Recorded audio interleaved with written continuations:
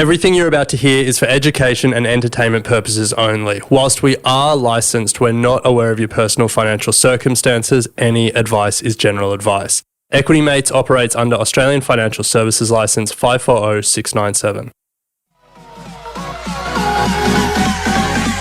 Equity Mates! I will say this about investing. Everything you do learn is cumulative. What I learned at 20 is useful. Equity. Welcome to another episode of Equity Mates, a podcast where we explore what's possible in the world of investing. If you've just joined us for the very first time, a huge welcome to our community. My name is Bryce, and as always, I'm joined by my equity buddy, Ren. How are you? I'm very good, Bryce. Very excited for this episode. Excitement tinged with sadness, we must say, as the greatest investor of all time, someone who's certainly been an inspiration for you and I, has finally achieved FIRE.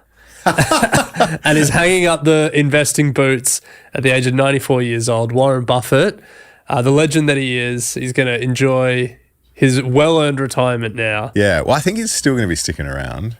He's still going to be chairman. Oh, yeah. So not fully, he hasn't fully achieved FIRE.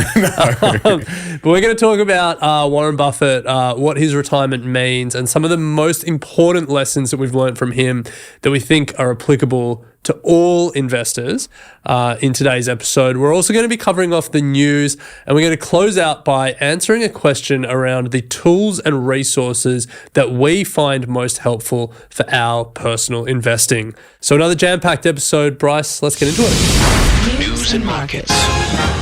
So to kick off, we're going to cover what's going on in the market, both here in Australia and overseas, have a look at some of the earnings that are coming through for some of the big tech companies, and close out with more disastrous news for Tesla, which always makes me feel good. So let's start with So let's start with the news here at home. Markets are back, Ren. Yeah, never left. Markets never left. If you blinked, you would have missed it. We've had a pretty incredible run here in Australia and in the US. The Australian market had 7 up days in a row. Yeah. The US market did 2 better and had 9 up days in a row. Yeah, best streak since 2004. Best streak since 2004. At the time of recording, the ASX is up since since the Liberation Day. Yes, and the US, the S&P 500 briefly ticked up. It was up for about a day from where it was on the 2nd of April, fell back down. But yeah, they basically have got back, well, the US has got back all of its losses from Liberation Day. It's still down from its recent high, but this year it's down 4% year to date. A lot of headlines to be down 4%. I know. And in the past 12 months, it's still up 9%. Incredible. So just a reminder to reflect on the headlines that were coming out a few weeks ago. We might do some content around some of those headlines from a few weeks ago, and just remind yourself about the sensationalism of the media and the resilience of the stock market. Yes, how good. So we'll keep moving. Earnings continue to come out from the US. We've seen some pretty incredible results from Microsoft and Meta, but that continued with Apple and Amazon reporting last week, both beating estimates on Wall Street. Apple's earnings per share was up 8% and Amazon's was up a whopping 62%. As I said, we've had Alphabet, Microsoft, Apple, Meta, and Amazon all beating estimates in reporting season. So it just goes to show big tech keeps getting bigger, Ren. Yeah, I think all of their share prices would be down this year. Yeah. But all of their profits grew year on year, some pretty phenomenally. You said Amazon's earnings per share up 62%. Alphabet's earnings were up about 40-something% year on year. Their profit was up 40-something% year on year. So big tech keeps getting bigger. That is the takeaway. They're all reporting pretty wild profit margins. One takeaway that I had from Apple's earnings report, Tim Cook estimated for the next quarter, for the next 3 months, tariffs would cost $900 million for Apple. For the next quarter? Yeah, just for the next 3 months. Wow. Pretty solid. I mean, it's definitely better than the initial assumption, which was that it's going to cost them $40 billion or something. Was that an assumption? Yeah, remember it came out that it was like their total annual profit was like $90 billion or whatever it is. They were going to be slugged at its peak before all of these concessions came in. Yeah, it was going to be yeah. something. Yeah, I'm pretty sure it was 40 billion. Yeah, okay. Well, that is, I agree. That's gonna certainly wipe better. Yeah. But one smaller tech company that reported that was particularly interesting was Reddit.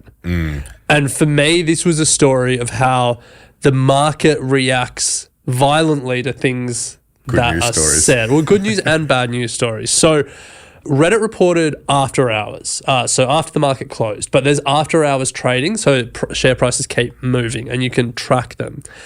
Reddit came out and said revenue was up 61% year on year to $392 million for the quarter. Share price jumped 19% in after hours trading. But then the Reddit CEO kept talking. Keep it down. And he explained that Reddit, a lot of their traffic comes from Google searches. Yeah. And that they are concerned about the impact of AI on Google searches and particularly Google's AI overview, which they're worried is going to reduce traffic. And in test markets where AI overview is happening, Reddit has seen traffic reduce. Wow. And just like that, the share price fell, and you can see it up 19%, down all the way back. And it was actually down about 4%. And then as the market opened and traded the next day, it stayed down about 4% for the day. Wow. There you go. Yeah. That's what a wild ride. But also, it just brings me back to this whole Google thing as well. Like Google themselves having that overview are kind of killing themselves. Well, their view would be like the most important thing at a time like this is just to keep market share and search. Traffic. Yeah. But it is interesting. Like if Reddit are seeing the traffic impact, that is a sign that the Google thesis, like the thesis that people have around Google losing revenue from search, like that literally is it's genuine playing out. Yeah. Which is tough because I'm a Google shareholder. I am a Google shareholder as well, but I'm definitely spending a lot of time thinking about it because, I mean, this is where you really got to pay a close attention to earnings because it could be a slow grind down. Grind down. Look, anyway. Put it this way. If Google's growing profit at 46% year on year, I'm in for the ride. Yeah. Well, it's just how fast can they transition to other things. But speaking of rides, another company that has been on an absolute ride, mainly a slide more than a ride. Wheels are off. has been Tesla. Yeah, Tesla vehicle sales have slumped 76% here in Australia in April alone compared to 1 year ago. They continue to lose market share to the Chinese competitor BYD, which outsold it by more than 6 times here in Australia. So let's put some hard numbers to it because they're not massive numbers. So in April, Tesla, there were 500 Teslas sold in Australia. Is that all? Yeah, which in April last year, 2,077 Teslas sold. So we're not talking huge numbers, but, that is a 76% fall year on year. For the year so far, so I guess till the end of April, 5,660 Teslas sold in Australia. Okay. So you can also see how small April is compared to the 4 months there. Yeah. But that number is down 62% from the same period last year. So Tesla sales are falling. But as you said, BYD, 6x what Tesla sold in April. They sold 3,207 vehicles in April in Australia. If I was just going to do my own sort of back of the envelope survey, I could tell you something similar because the number of BYDs on the road versus Tesla is crazy. Here's my metric. What Ubers am I getting? All BYD. Because I reckon last year a lot of it was Teslas. Yeah. Now it's all BYD. Oh, a lot of it is BYDs. Yeah, absolutely. And look, this is a story that's playing out around the world. So in April, sales in Sweden for Tesla down 81%. In Spain, down 36%. This is a problem for Tesla. It is a big problem for Tesla. And like a lot of it is tied to people's feelings around Elon Musk. Yeah. And whether you love him or you hate him, it's probably going to determine whether you buy one of his cars. And unfortunately for him, the people that are most predisposed to buy electric cars don't like him, and the people that are least likely to buy electric cars do like him. Yeah. Bit of a conundrum for old Elon.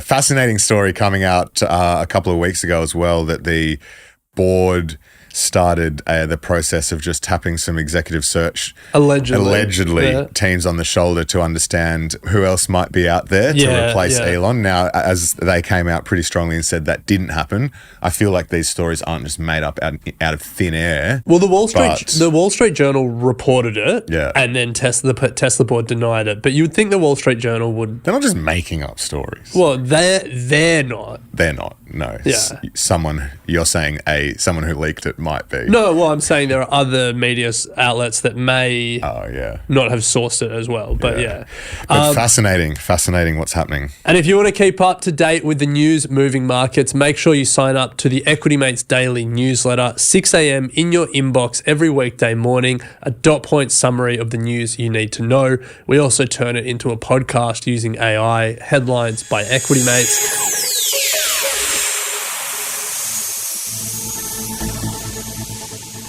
A big news today out of Omaha. Warren Buffett announcing that he will be stepping down as CEO of Berkshire Hathaway. Buffett shocked the arena full of shareholders with the announcement that he will be stepping down and Greg Abel would become the CEO by the end of the year. The time has arrived where Greg should become the chief executive officer of the company at year end, and I want to spring that on the directors effectively and then give that as my recommendation.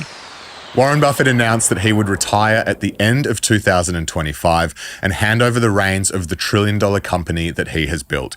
Here's the most important lessons that we've learned from the greatest investor of all time. Yes, love it. We were lucky enough to see Warren Buffett in Omaha a couple of years ago, and Charlie Munger. We shouldn't sell his influence short. No way. But he truly is the greatest investor of all time. I think, I was about to say in our opinion, but I think the numbers back it up. So he returned 5,500,000% in 60 years. Yeah, it's incredible. He bought a failing textile mill in 1965. And at this stage, the Buffett partnership had existed for almost a decade, and some of his best years were actually before Berkshire Hathaway. But in 1965, he buys Berkshire Hathaway, a failing textile mill, turns it into his holding company, becomes an insurance conglomerate, becomes a diversified holding company, becomes $1 trillion company in 60 years. Yeah. Pretty amazing story. That works out to about 20% a year compounded over 60 years. And that makes him the fourth or fifth richest person in the world, depending on when you look, worth about $170 billion. And just to contextualize those numbers, 5.5 million% over 60 years, the S&P 500 has done 39,000%. Okay. Which equates to a 10% annual return. Yeah. So incredible outperformance over 60 years. Yeah, I mean, pretty amazing. An outlier for sure. So at the 2025 annual general meeting that was held last weekend in Omaha, Nebraska, Buffett announced that he'd be looking to hand over the reins by the end of the year, leave the company as CEO and remain chairman, but pass it on to the next generation.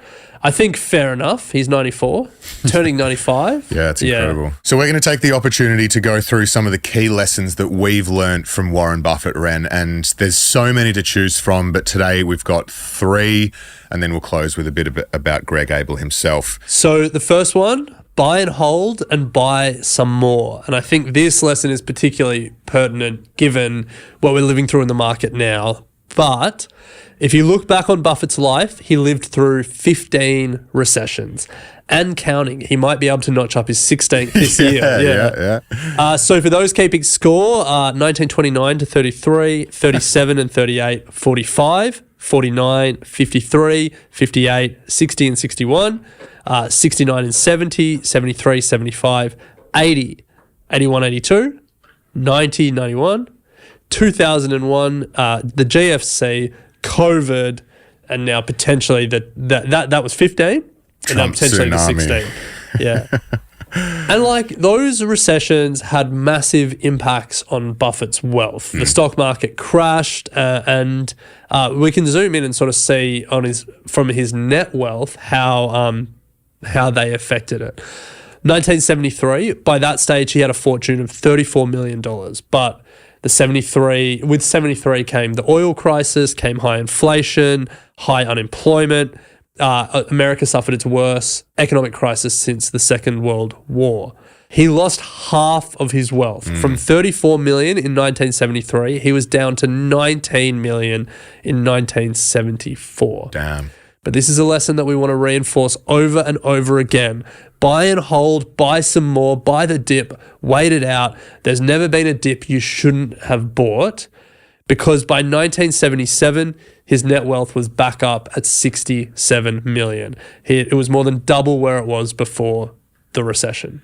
Love that. Well, that's not the only instance. If we fast forward 50 years, Ren, the same lesson is repeated during the COVID crash of 2020. Much older, much wiser. Buffett by this point was worth a whopping $82 billion in 2019. There's the effect of compounding for you.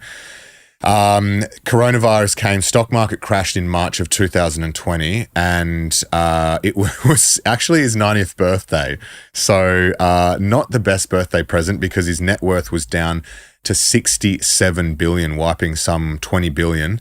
But as he lived through many of these crashes before, he did so again in 2020. Stock market recovered, so did his portfolio, and by 2021, Buffett was back up and above what he was before coronavirus hit, worth $96 billion.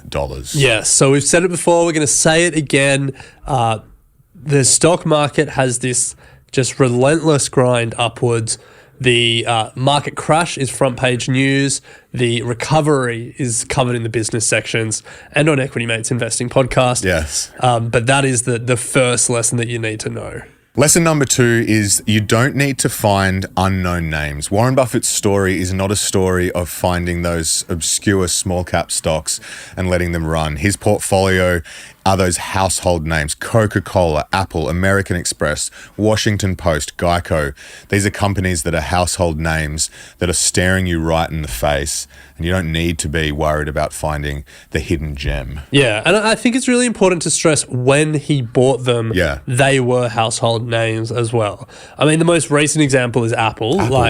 And it's crazy that from a return point of view, one of his best investments was just buying Apple in 2016 and holding it for a decade. Yeah. Like we all saw it. We all knew about iPhones at that point. But, you know, Coca-Cola was a massive company by the time Buffett was buying it. American Express was known. Washington Post was one of the major newspapers. So I think that is just a lesson that we need to keep reminding ourselves, because the sentiment, the feeling that we all have is this company is well known and the value has already been realized. It's already priced in.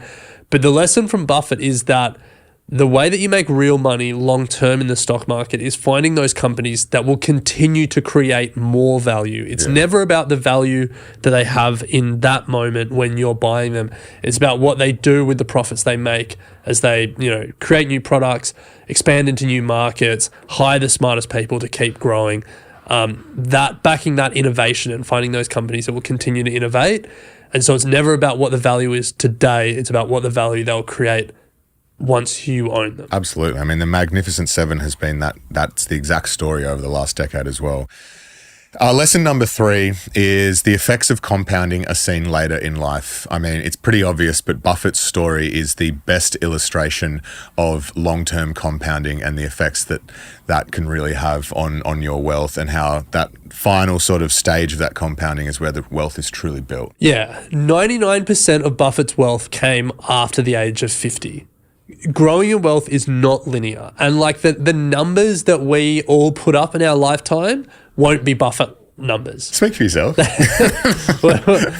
Dollar cost averaging into a core portfolio of index funds won't get us to $170 billion. No. But the chart will look very similar in that the effects of compounding come in the out years, and that, you know, 99% of our wealth, or a big chunk of our wealth, will come after the age of 50. Yes. So for Buffett, by the age of 50, and remember at this point, you know, he'd been investing since age 11. Killing it. He'd been it worked for Benjamin Graham. He had done the Buffett partnership. He had bought Berkshire Hathaway and turned that into his holding company and started that growth journey. He was killing it. Yeah. He was worth $100 million at age 50. Today he's worth $170 billion. Yeah. So it's actually like 99 point something percent of his wealth came after the age of 50. People often interrupt the effect of compounding too early. And it's, you know, it's somewhat boring to just keep saying it. Like, just keep buying, buy and hold, dollar cost average in, let the market do its thing. But this is why. Because it happens over decades. But what happens is so powerful. Don't stop. I mean, I think about the effect of this on everyone who has been fortunate enough, unlike sort of the baby boomer generation, to have a superannuation account from 16 years old when they start working. Like, that, the effect that that's going to have over 40 years is going to be phenomenal. And people will really see that, if anything, through the super funds. So, yeah, big lesson. If you ever want to show someone the impact of compounding, you're trying to convince them, drag out the story of Buffett, because there's no better illustration. Yeah.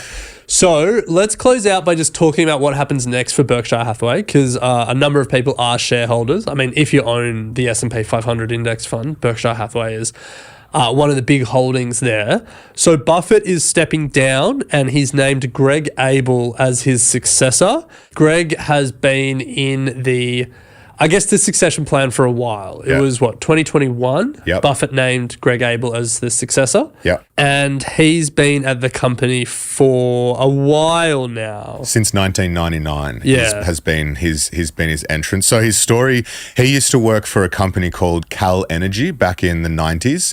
It was acquired by another energy company, which Berkshire then later acquired themselves. Buffett then installed Abel as the CEO of the energy company called Mid-American in 2008. And then from there, he's essentially climbed the ranks within Berkshire.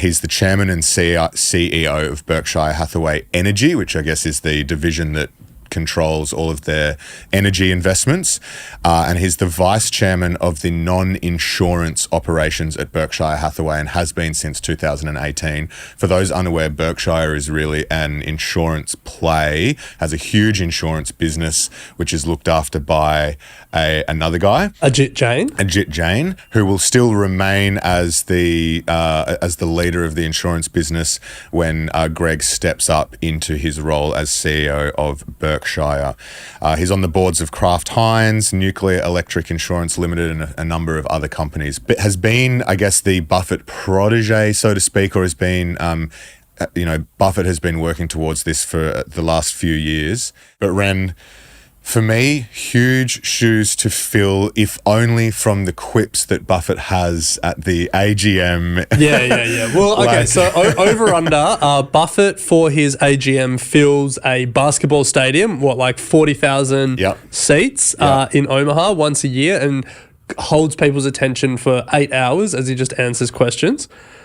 Over under, how many people will Greg Abel attract? 10,000 is your over-under. Under, you reckon? Yeah, I reckon, unfortunately, this will be the end of, without Buffett there, it will be the end of the Berkshire Hathaway AGM conference as we know it. Definitely, yeah. And I think it'll probably eventually migrate to a larger conference centre and not a basketball stadium. Fair. Which, this guy's been around for 60 years and has been such an inspiration to so many. Buffett, and has made so many retail mums and dads, retirees, multi-millionaires. So that there's obviously a sense of pride, in excitement seeing him in real life. But not to say that Abel is not able, but doesn't have the same gravitas, that's for sure. Yeah. But I think for me, the thing is, how does Berkshire continue?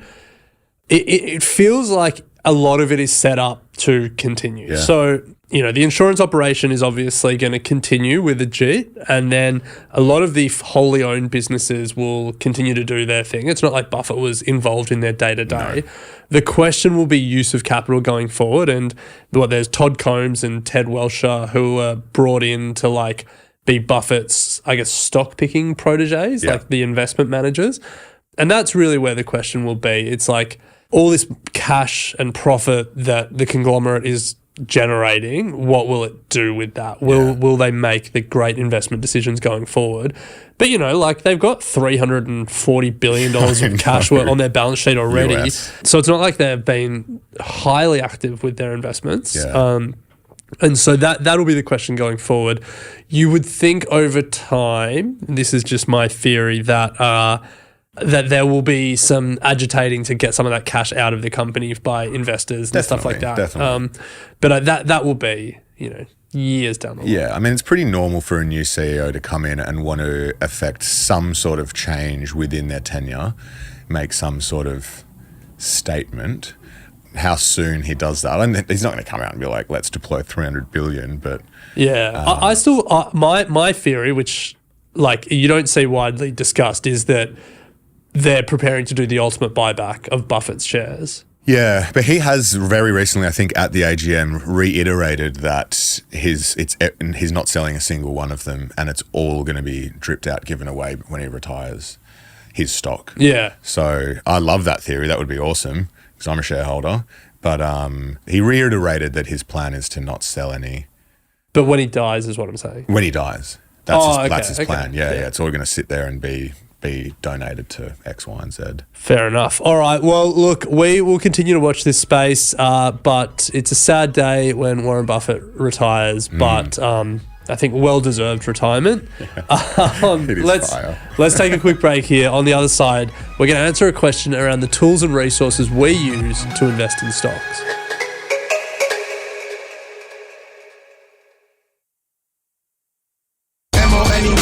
Let's ask the community. Hey, Equity Mate. I just had a question. Hey, Bryce, I've got a question. Question answered. Have you ever wondered what research tools we use to invest here at Equity Mates? Well, in this segment, we're going to go through what we think are the best. And Ren, this is a question that has come in from Luke. Hey guys, I've just found you and I've just got a general question. What are some online tools that I could be using to start developing my education in what I call traditional finance? I come from the crypto space. That's how I've gotten into this. I'm used to drawdowns and I just see crypto as a long-term thing despite the volatility of it. But I'm also just wanting to get into the ASX a bit more, international shares. I'm not sure how I can connect it through ComSec. That's a brokerage I use, high fees. But that's ultimately what I'm looking for. I'm looking for online tools that are kind of like well used or well known for Australian investors that I can use to help kind of trade and invest in the ASX or Australian exchange, and then expanding out into America once the kind of volatility and everything there has kind of settled down. Cheers, guys. Well, a big thank you to Luke for his question and recording it as a voice note. Remember, if you want to ask a question, the link is in the YouTube description or the show notes. We'd love it if you left it as a voice note. But Bryce, I think, Luke sort of was asking about tools and resources. He also mentioned brokers there. We've done plenty of content on brokers before, and I think these days the majority of brokers are giving you access to Australia and the US. Yes. So I think that's probably ground that we've trodden on a lot. Anything you want to say about brokers? No. I mean, if you're just starting out, no. I think what we will do is link an episode from our Get Started Investing podcast in the show notes where we go through some of the best brokers that are currently available. How does that sound, Ren? Sounds good. But then the question is, all right, well, I've got the ability to buy stocks in the US, stocks in Australia, all those ETFs as well, but how do I navigate this world and decide what to invest in? So I guess we've kind of got a toolkit or like some of the key resources that we use. So let's start. How do you keep up to date with what's happening in markets day to day? How do you keep your finger on the pulse? It starts at 6 a.m. Ren, when I open the Equity Mates daily newsletter. Oh, nice. Okay, shameless plug. Toot our own horn. Of course I have to if you're not signed up. But genuinely, that's a good place to start. But immediately after that, 3 newspapers for me: Wall Street Journal, New York Times, AFR. Okay. I like the Wall Street Journal and the New York Times first thing in the morning because it gets me up to date with what's going on broadly in America overnight. Yep. And then, of course, the AFR with everything that's going on here in Australia. So those are my sort of 3 finance-based newspapers. Yep. But luckily, we condense all of those into our newsletter. Yeah, lucky, yeah. Financial Times also great. Capital Brief in Australia, trying to unseat the AFR in the business section. Yeah. So yeah, there's some good ones there. But yeah, I think for me, I agree. It's like read broadly, try and keep up to date with what's going on, and I guess discover companies that are interesting. Yes. Yeah. Then I guess the other way to find companies is, I guess, to try and take rather than like a news approach, like I guess a market approach. What's happening in markets, what companies are moving, and then like what, based on like the numbers they're reporting, who are reporting interesting numbers. And that gets to like, how do you screen the market? So there are a couple of screeners that we use. The first is Ticker, TIKR. We'll put a link in the show notes to all of the platforms that we discuss. They're really good at, I guess, company information. You can get everything from their financials through to transcripts, but you can also screen global markets based on specific quantitative measures. Yeah. So we find that's really helpful.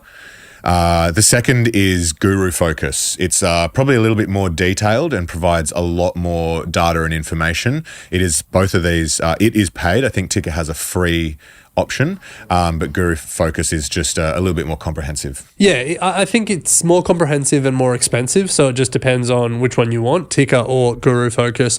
But yeah, I think if you want to start screening on companies that are oversold or, you know, have a good share price momentum, so you can start screening on, I guess, those market indicators to try and find companies that are interesting, or you can look at, you know, companies that are growing revenue or growing profit and stuff like that. So I think screening the market would be the other way to start looking for opportunities.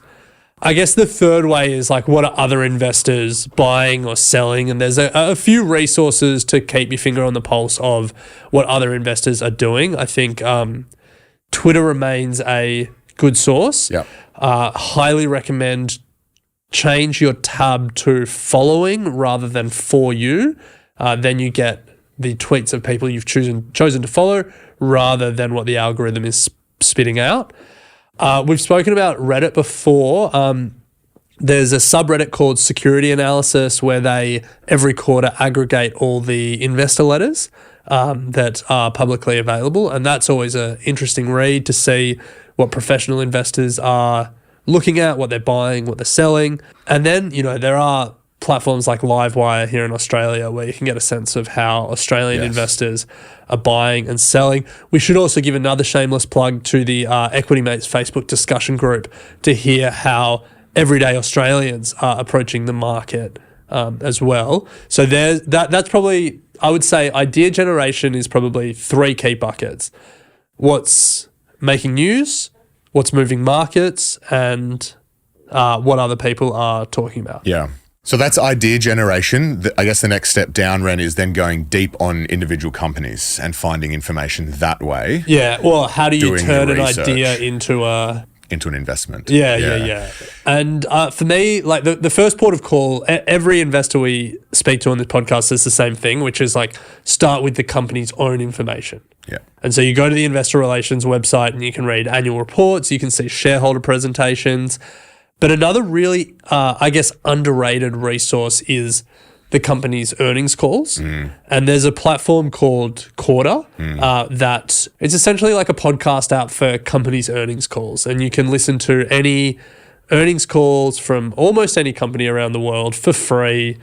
You can also follow along with any slides that they've got. Yeah, I mean, we've been lucky to witness the growth of this company. They started around a similar time to Equity Mates. They say they're now the best-in-class AI-powered research platform, but it's pretty impressive what they can do now with their transcripts. You can get sentiment, you can search based on company and it'll pull up every transcript that mentions that company. You can also search based on topics. So like if you wanna see like tariffs, and then you can look at like the most recent earnings calls and they'll across different companies, they'll be like, here's where tariffs were mentioned. Yeah, it's pretty amazing. So definitely check that out. Again, we'll put a link in the show notes to that. So those are some resources to start forming a view on a company that you're researching. You can supplement it with other articles written about those companies. Valuation then becomes, is it a good time to buy? I think Guru Focus, we mentioned it earlier, they've got some good valuation tools if you want to start thinking about that, or you can obviously do it yourself. But really that's sort of the process that we go down if you want to find ideas and then research them. There are obviously some shortcuts you can take as well. You can get just research reports. There are plenty of them out there, I guess created by fund managers, research houses or the like, where they'll just send you, Motley Fool is a good example, probably one of the more well-knowns. You pay a subscription and they'll send you stock ideas. They still haven't found the next Amazon, but... next Afterpay. Oh, sorry.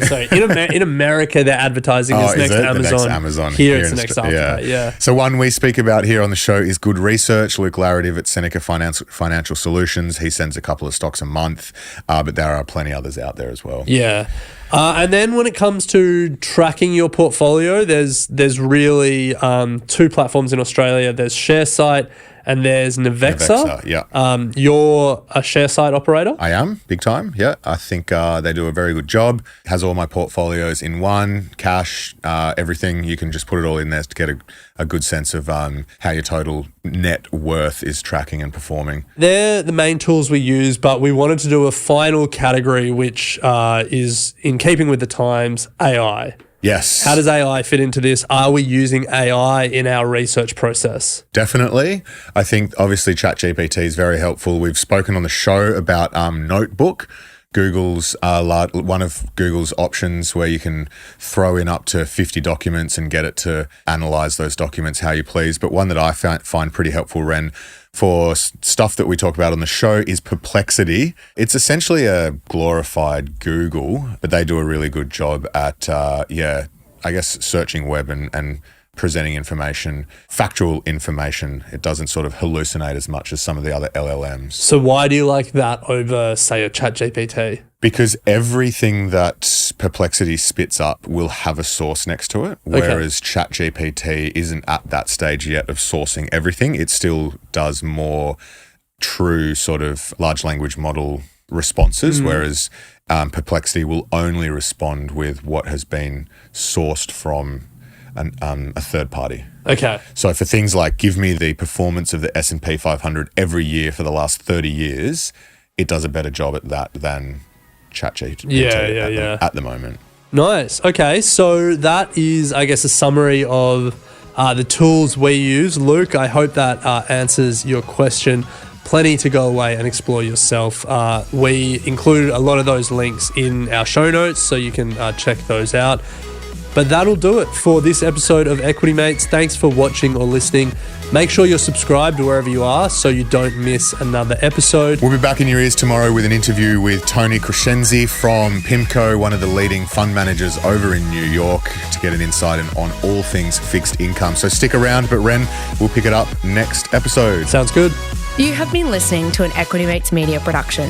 In the spirit of reconciliation, Equity Mates Media acknowledges the traditional custodians of country throughout Australia and their connections to land, sea and community. We pay our respects to their elders past and present and extend that respect to all Aboriginal and Torres Strait Islander peoples today. This podcast is intended for education and entertainment purposes. Any advice is general advice only and has not taken into account your personal financial circumstances, needs, or objectives. Before acting on general advice, you should consider if it is relevant to your needs and read the relevant product disclosure statement. And if you're unsure, please speak to a financial professional. The hosts of this podcast and their guests may have positions in the companies mentioned. Equity Mates Media operates under an Australian Financial Services Licence 540697.